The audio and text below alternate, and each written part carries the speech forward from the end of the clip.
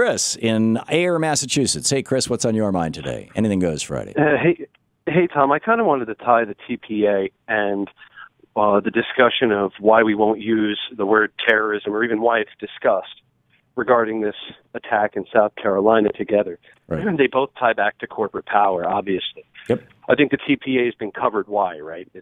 I gave a call to Debbie Wasserman Schultz's office yesterday and let her know that as a registered Democrat and a small business owner, I will be doing everything I can to make sure that she and the other Democrats that voted for the TPA fast track yesterday don't serve another day beyond their current term in office, because what they've done is usurp our Constitution.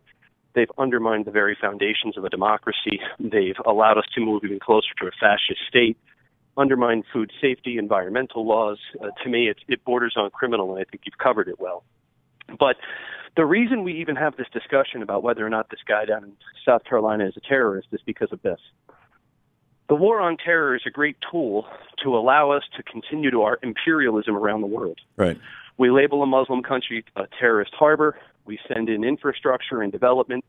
Blackwater, or its new name, and Halliburton, and Raytheon, and Lockheed Martin all make billions of dollars to make sure that that war takes place. And as a result, puppet governments are installed, and those mineral rights, water rights, trade rights all end up in the hands of the multinational corporations. The reason that we don't want to address domestic terrorism, which is what these patriot groups are, is because there's no money in it, right? If we decided that we were going to start to address it, it would distract us from a larger cause. We would have terrorism acknowledged in our backyard, right? If anything, it even goes beyond that, Chris. It's not just that there's no money in it. There's actually a profit to be made from it, and that is the longer that the powers that be, and you know, you can put Fox So-Called News at the very front of this list. The longer the powers can be, can keep us fighting against each other, turning white against black and black against Hispanic and Hispanic, you know, the whole thing. The longer they can keep us fighting against each other, the longer they can keep us thinking that our inner cities are falling apart because of gangs and criminals and horrible people, rather than because our trade policies have shipped our jobs overseas and people are desperate and broke. The longer they can keep us doing that, the longer they can continue to steal from us. Back to you. Agreed. I mean, racism is a tool. One of my favorite books is by Audrey Smedley on race and racism in North America. Yeah.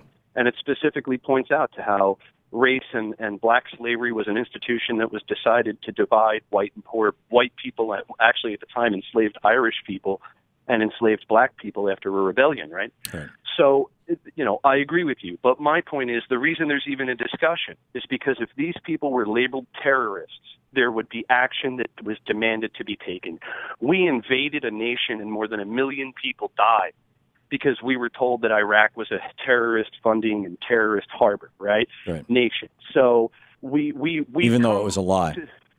Right. But my point is, when you say that something's a terrorist or someone is a terrorist, at that point, the American psyche demands intervention, right? So if you acknowledge that this person is a terrorist, doesn't that inherently make all white supremacy groups, as equally terrorist as a far-right Muslim group? Yes. Of course. Yes. And then you would expect action to take place. And we're not politically able, we have the political will to rout out the terrorists we have.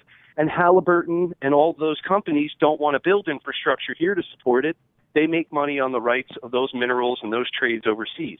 Right. So that's the only reason I think that my point was that there's even a debate about why this young man is called a terrorist or not. And it's because if there is a terrorist label, then action would be required. So we have to call him a one-off. He's an outsider. He's a fringe element. He's mentally ill. Yeah. Right. And then we can walk away from any commitment to start addressing the fact that the Southern Poverty Law Center said that the number of patriot groups after the election of Obama went from under 300 to just under 1,200. Right. You know, in a very short period of time. Right. So that was how I wanted to tie this issue of domestic terrorism to, corporate authority. Chris, you did so brilliantly. Thank you. Thank you. Thanks for the call.